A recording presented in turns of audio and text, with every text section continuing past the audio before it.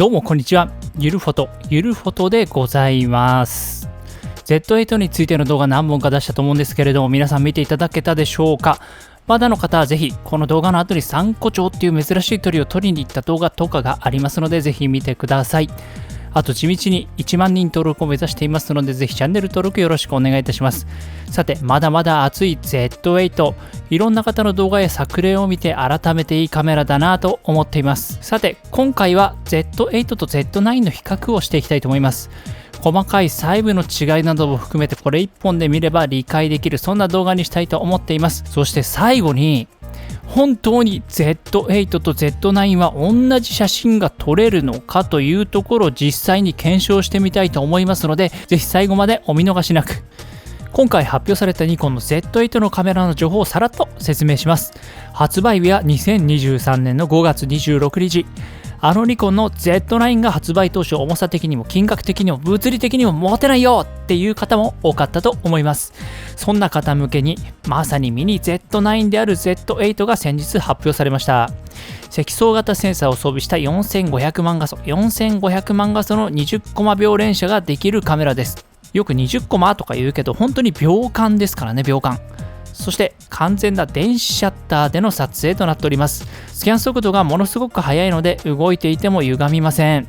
メカシャッターは1枚撮るために寿命を消費します。その点、電子シャッターはメカ的な機構がないので、その分のリスクを軽減できるようになっています。連写とメカシャッターはそういう意味で相入れない存在なのかもと思っていたりしますが、その辺のモヤモヤをサクッと解決してくれたカメラ、それがこの Z9 と Z8 なのです。プロの人は本当助かりますよね。価格の最安値で見ると Z8 は53万9550円、Z9 は62万5000円となっております。5月18日に Z9 が事実上値上がりをしましたが、市場ではね、最安価格としてはまだそこまで反映しきっていない状態です。原価が上がる前の商品がまだ残っている状態だと思います。この商品たちがなくなった場合、もう少しだけ商品の価格は上がってくるものと思います。大体 10% でしょうかね。基本的に大体のお店はもう70万円近くの価格になっているので、このね、安い価格で購入できる商品たちも早い者勝ちということになっております。重さの差は 430g、Z9 は約 1340g なのに対して Z8 は約 910g。ちょっとにも感じますけれども、やはりペットボトルに換算するとね、約1本分ということなんで、分かりやすく軽量化してますよね。グリップを見ていただくとこんな感じです。どう考えてもやっぱりこの縦グリップがなくなっているというのが大きいでしょうね。Z9 のグリップって最高なんですけれども、Z8 のグリップも深くて安定しています。Z8 のグリップのレビューについては一つ前のこの動画で詳しく話しておりますので、ぜひ見てください。いつも Z9 を使っていると当たり前にあったこの縦グリップがないとやっぱりちょっと不便です。しかしニコンもしっかりと Z8 用縦グリップを用意してくれています。見てください、この形、そうなんだかいけてないのです。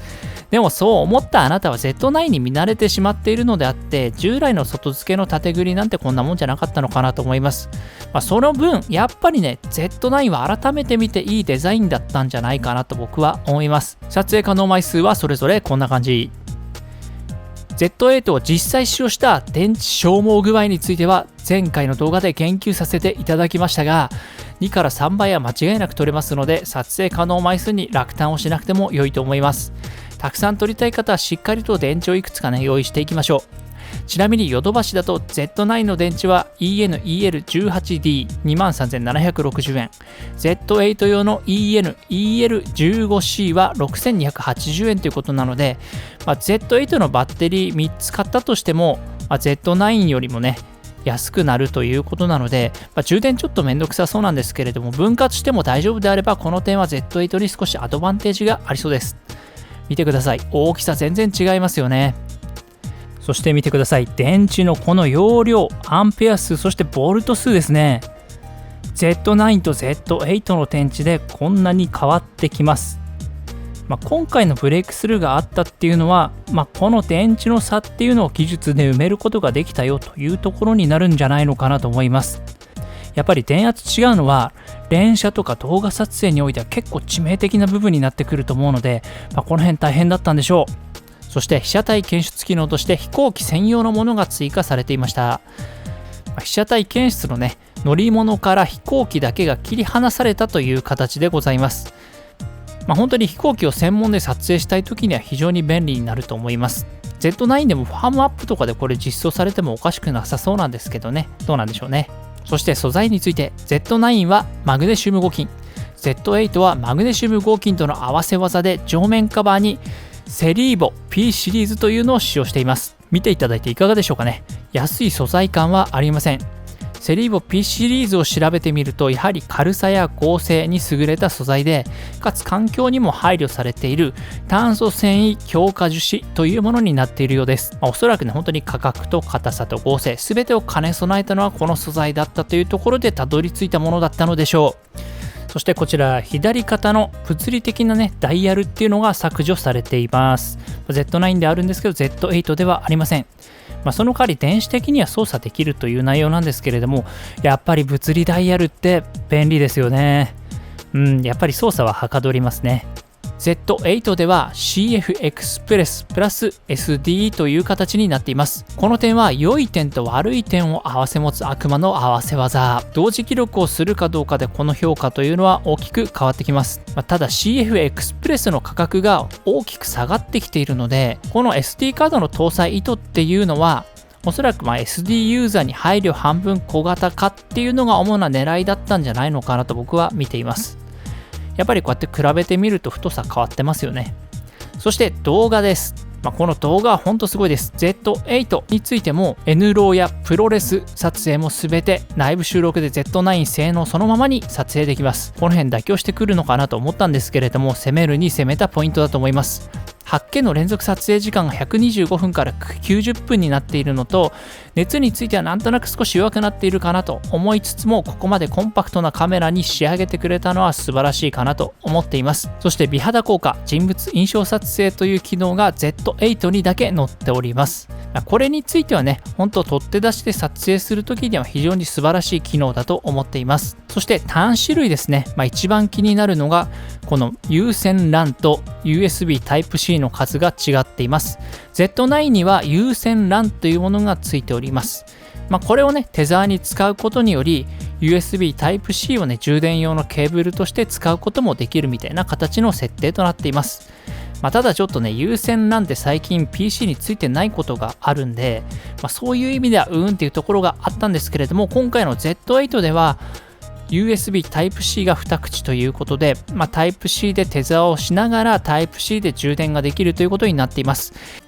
ただテザーをしながらの充電ということで、今までパソコンからの給電っていうのをすることが一口でもできていたんですけれども、これができなくなっていると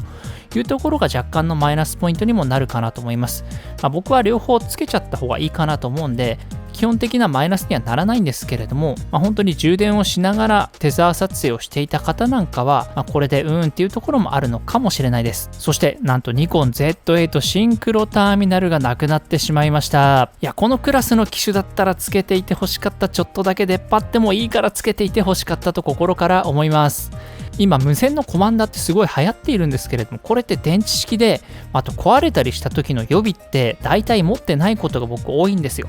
だから壊れたら有線のシンクロターミナルで大体しようっていうふうに思ってるプランがこれで全て崩れてしまう形になります。ただそこのコマンダーに対して保険をいくつかかけておくとこの問題って解消されるよねっていうところがあるので、なくてもいいのかなっていう話でもあるんですけど、個人的にはあってほしかったなと思われるポイントでございます。そして誰も指摘していなかったすごく小さな変更ポイントはこちら。ストラップのデザインが変わっています。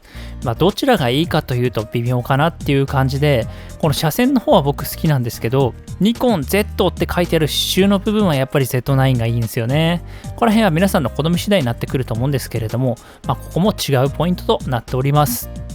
そして大変お待たせいたしました画質比較です。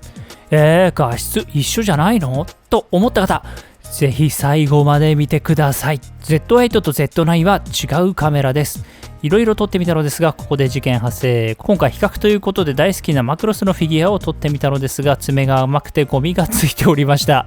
ピント面ばっかり見ているとこうなってしまうんですね。ものすごく気になるところについていますが、ご容赦ください。まずは ISO100 での明るいところの描写を比べてみましょう。ともに4800ケルビンを指定して撮影をしております。かがでしょうかね。で、よく見れば見るほどに若干色合い違いますよね。おかしいなと思って別の写真で試してみました。どうでしょうね。色合い違いそうな気がしますよね。ちょっとアップで比べてみましょう。アップで比べるとこんな感じ。やっぱり色合いは少し違いそうですね。で、これは取って出しの JPEG で比べていますので、ローファイルはどうなのっていうところで見てみましょう。ローで比べるといかがでしょうね。さっきまで若干 Z8 が暗いかなと思っていたんですけれども、ローで比べると Z9 の方が微妙に暗いかなっていう感じがすると思います。ただほぼ変わらない色合いが出ているので、これは JPEG 書き出しの時に起きている差なんじゃないのかなと思っています。では ISO を上げて JPEG を比べてみるとどうなるかというところで、究極の ISO25600 というところで比べてみましょう。こんな感じでございます。いかがでしょうね。ノイズ感とかシャープネス感ってほぼ変わらないのかなと思うんですけれども、変わってきてるのはやっぱり色のつき方。Z9 の方がやっぱり若干黄色みがあって、Z8 の方が若干青みがかってるとも言えると思います。やはりカメラは Z8 と Z9 で変わってくるので、この間には何かしらのバランス調整というものが行われたということになるんじゃないでしょうか。というわけで今回 Z8 と Z9 の比較をさせていただきましたが、皆さんいかがだったでしょうか。もう知ってるよそんなことっていうのがすごく多かったと思うんですけれども、そこに加えましてね、いろいろ情報をお出しさせていただきました。本当にいいカメラだと思いますんで、ぜひね、お手に取ってみていただければと思っております。というわけで本日のゆるほど以上になっております。皆様ぜひチャンネル登録、グッドボタンをよろしくお願いいたします。次回はね、工場夜景を撮ろうかなと思っています。それでは。